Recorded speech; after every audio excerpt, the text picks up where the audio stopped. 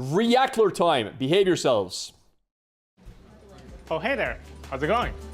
Want the latest update on Project K? Well, I'm on my way to see Dave right now. Come on, let's see what he's up to. Hey, Dave. Hey, Chengren. How's set 2 going? Set 2? What are you talking about, set 2? Haven't you seen the player feedback? We gotta get set 1 frames and card art right. Here, check this out. Huh? Timo, I love it. All right, I'm just kidding, Here, let me show you the real stuff. Okay. Holy.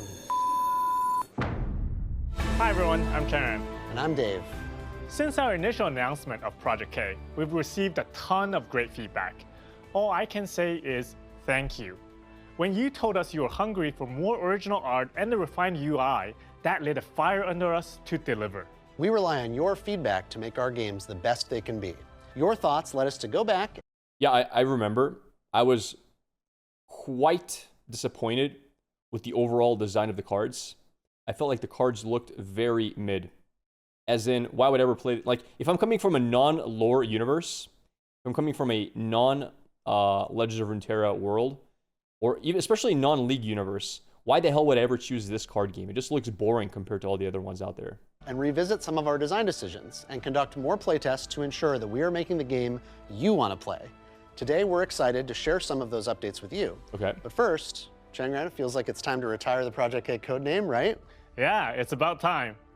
Today, we're excited to announce that Project K is now Riftbound, the League of Legends trading card game. I like the name. I'm gonna be honest. It sounds cool. Riftbound, I can get with that. For those of you joining us for the first time, Riftbound is a TCG inspired by the champions and universe of League of Legends. While some of us on the design team are from the old school days of classic 1v1 card games, Riftbound has that and more. Creating a new game gave us the opportunity to design multiplayer gaming from the ground up.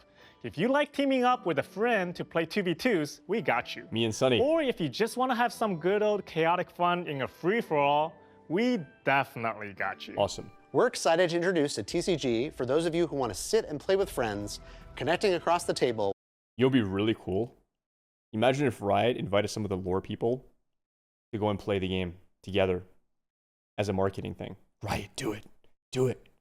Thing is, everybody who streams lore, their viewership is down, but they should know that we still have hundreds of thousands of subscribers among platforms that would be excited to watch that, right?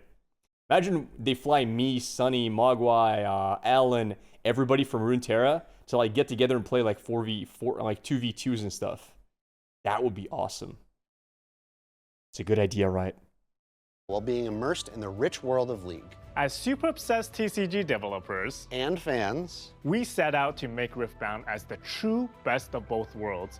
A game that is easy to teach and play with your friends, and a game that is strategic and exciting at high-level tournament play.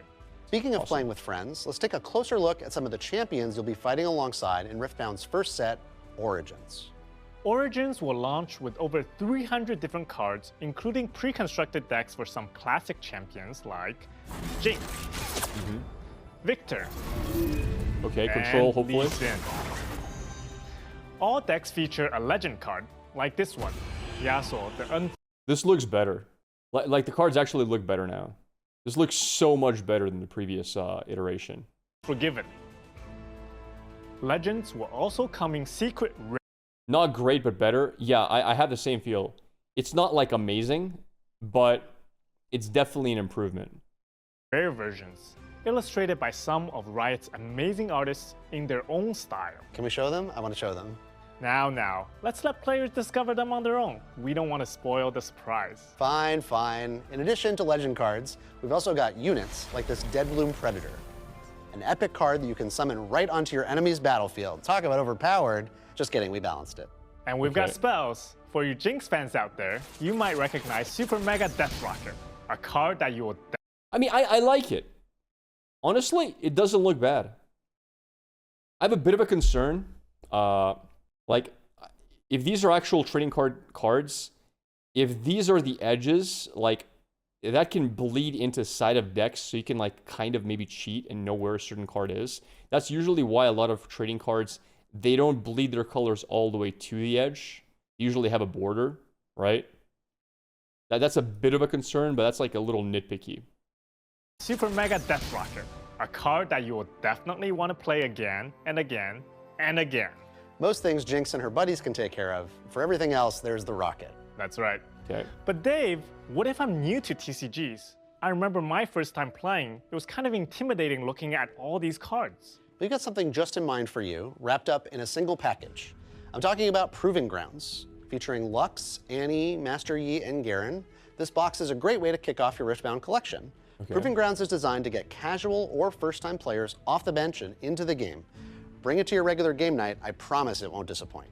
We couldn't do this all alone. To bring this game to markets globally, we've partnered with UVS, an industry veteran with almost 2 decades of TCG experience.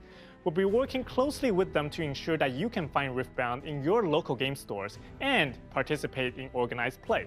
We wanted to take this Awesome. opportunity to thank all of you for providing us with your feedback, for bearing with us while we went dark for a few months to get the product right.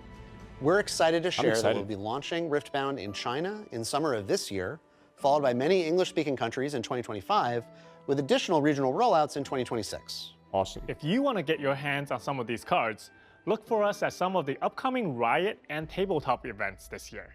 And look for us soon in your local game store. Until then, follow us on our social channels to stay up to date with the latest news. Okay, Dave, for Rio, what about the set 2 designs? Oh, those are done. And set 3? Wait, set 3? I gotta get back to work. That's pretty cool. That is pretty cool.